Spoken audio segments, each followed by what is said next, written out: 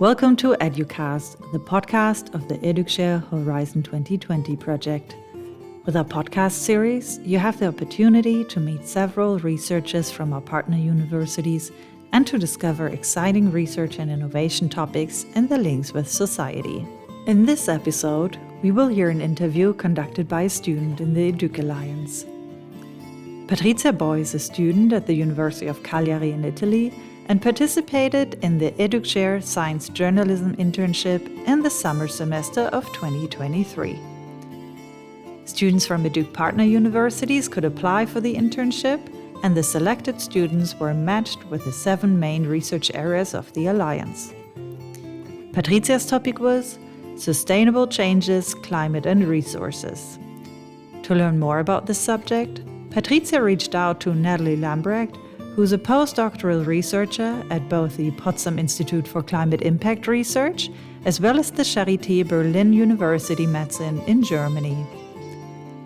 Patrizia also came to visit Potsdam and to discover the lively university campus and city.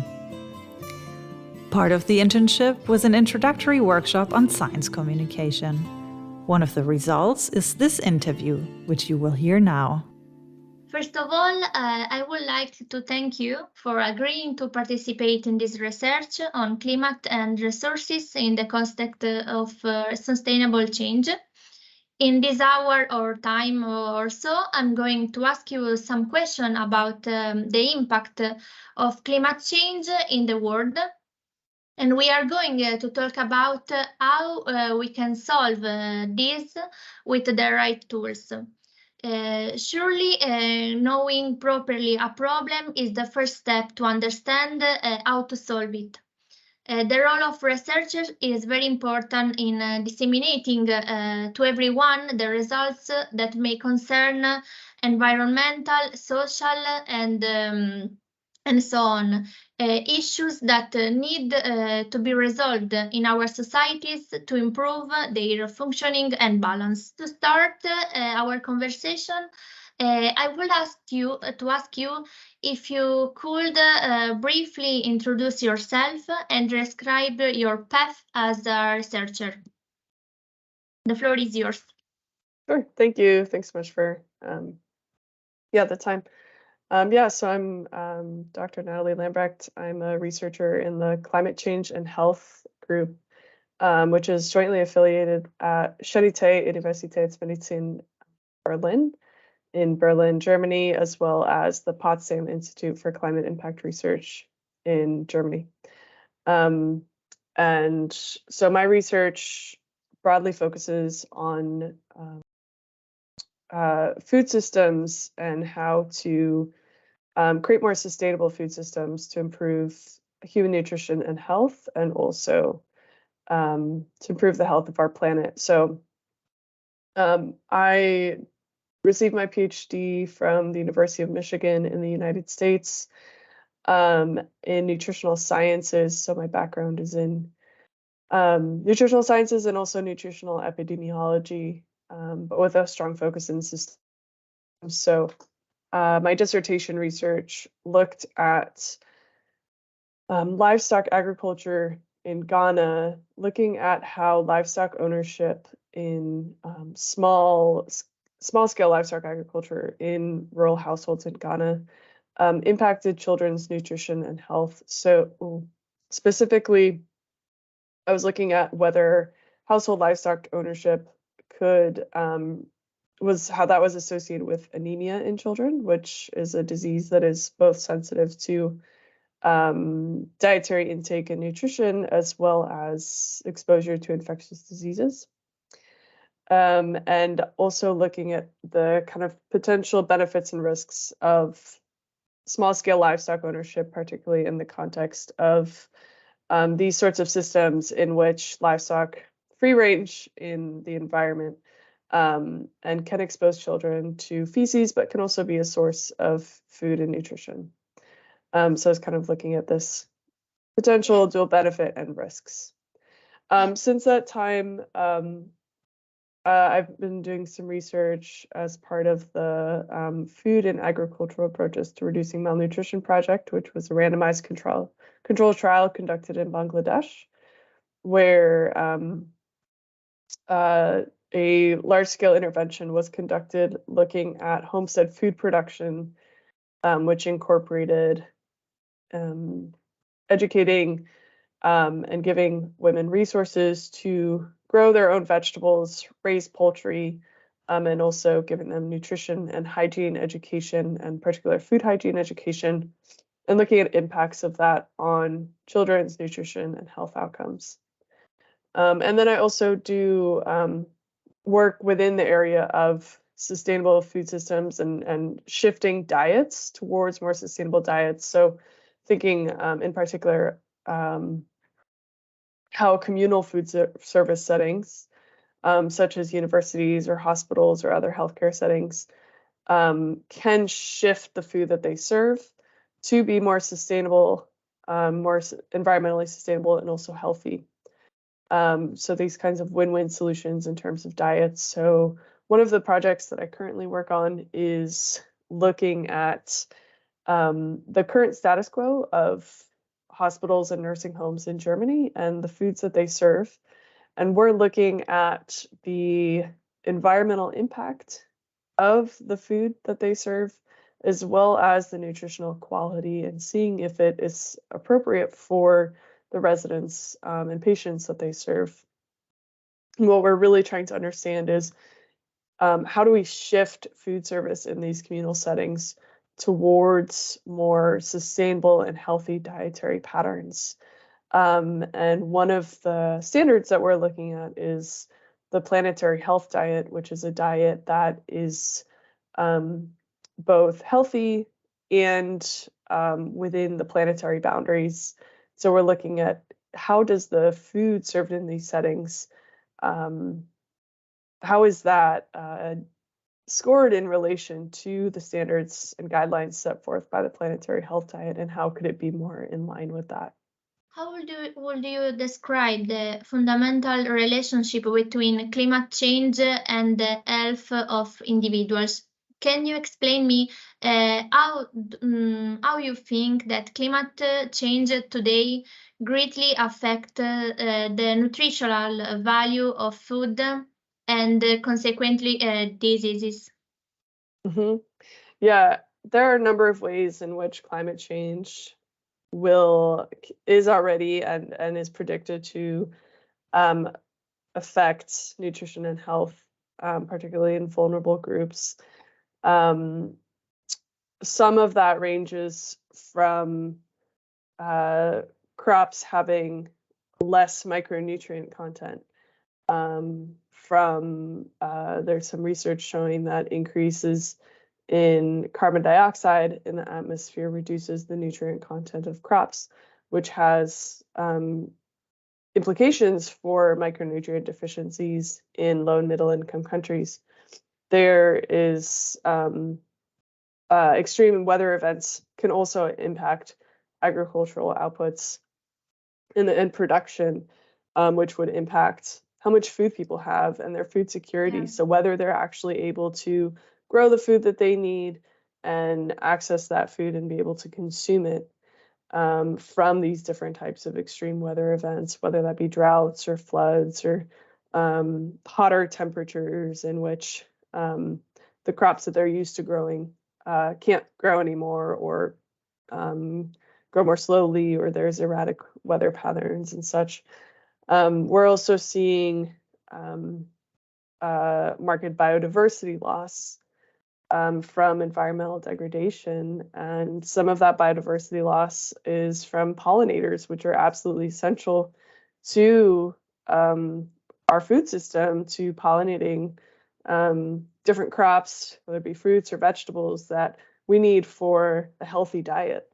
And so if we see less of those foods, we'll be consuming less diverse diets, which has also impacts on our health. These are just some of the impacts of environmental degradation on nutrition and health.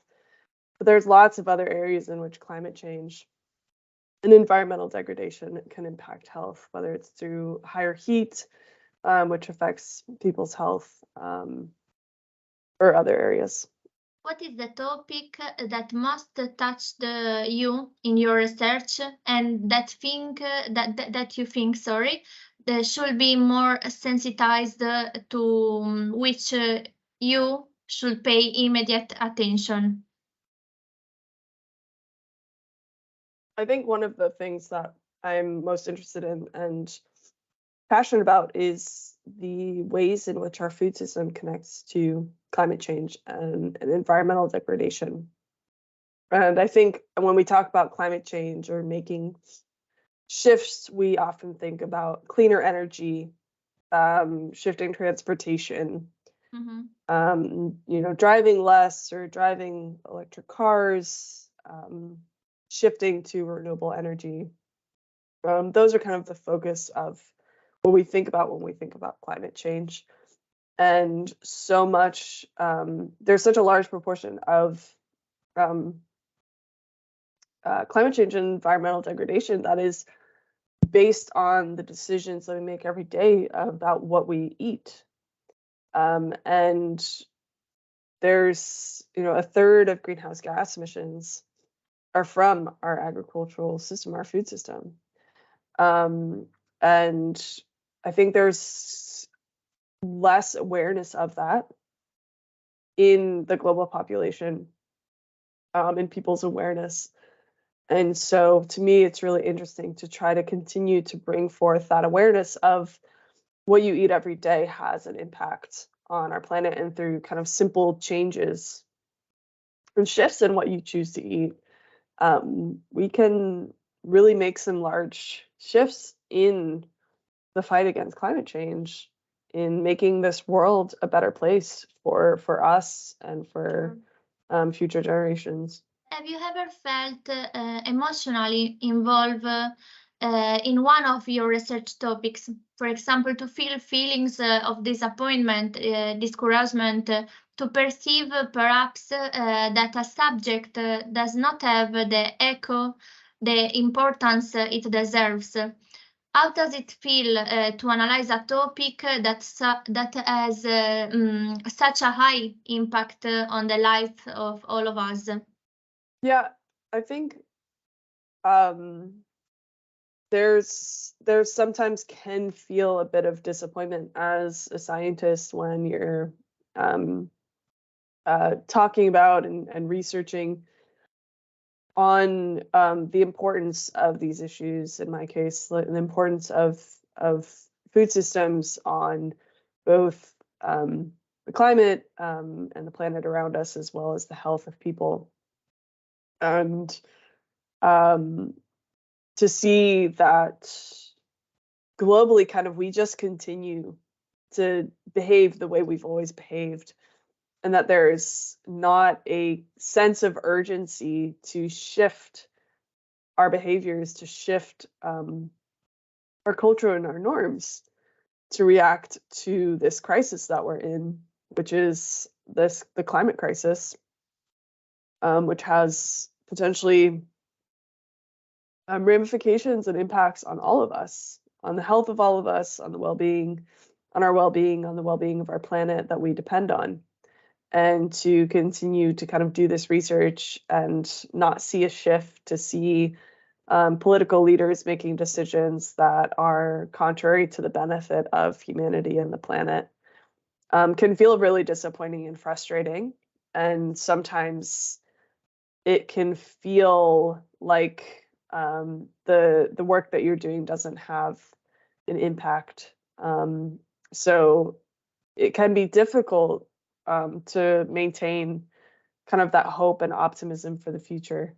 Nevertheless, it's important to kind of continue to feel that, because otherwise it's hard to do the work. But it's a topic that is incredibly challenging to research, because it can feel very large, and it can feel like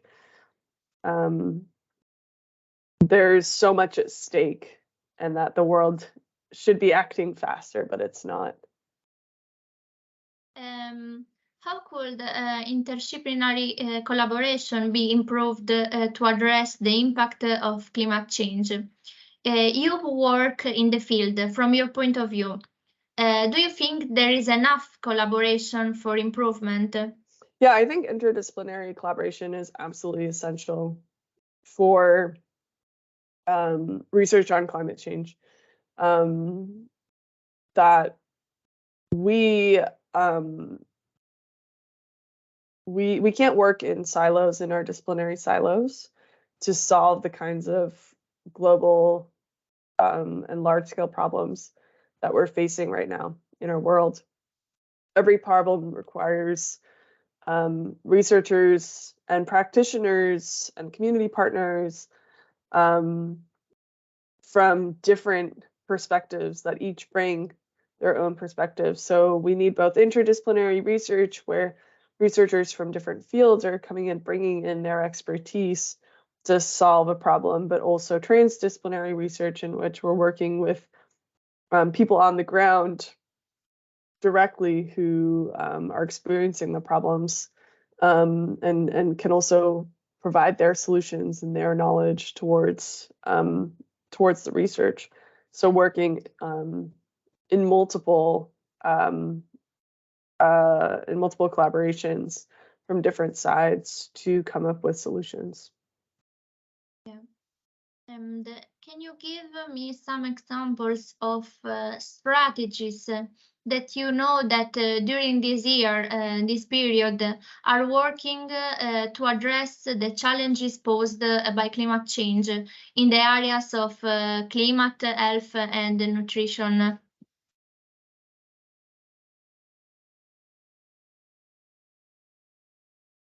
Yeah, so there are a number of different strategies that we can use. I mean, one of what I've already talked about is thinking about how we can shift our diets, and some of the ways there's a number of ways we can kind of try to make that shift happen towards more environmentally friendly, healthier diets. Some of that is political levers to actually change, for example, taxes on certain food products to de-incentivize the purchases of those more high emission products. For example, having a tax on meat or high emission meats. There's also decoupling some subsidies, so we heavily subsidize certain food products. So really putting forth actually the true cost of food to force people to make decisions and to shift diets away from this heavily subsidized kind of processed food towards real food. We also have solutions in terms of changing our agricultural practices towards more agroecological practices that are both better for the planet and also good for communities and for the health of the populations. So shifting towards different farming techniques and different farming methods, whether that be organic and other associated practices that limit the uses of certain fertilizers and pesticides, and then can have beneficial effects on the environment around us. So those are just some strategies that we could use. Yeah, thank you. So what are your personal proposals for the future?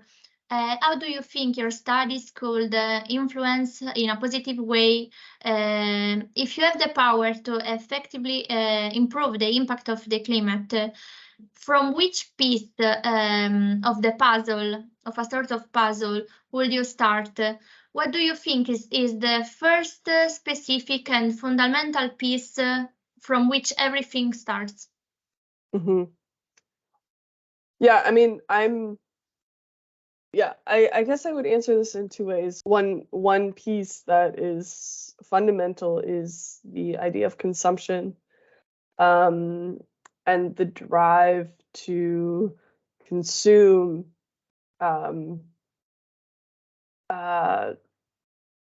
I mean, everything from our desires to consume different products and foods, to traveling and going to different places by airplane, and using heavier uses of transportation versus, using planes to get places instead of trains or by bike or on foot.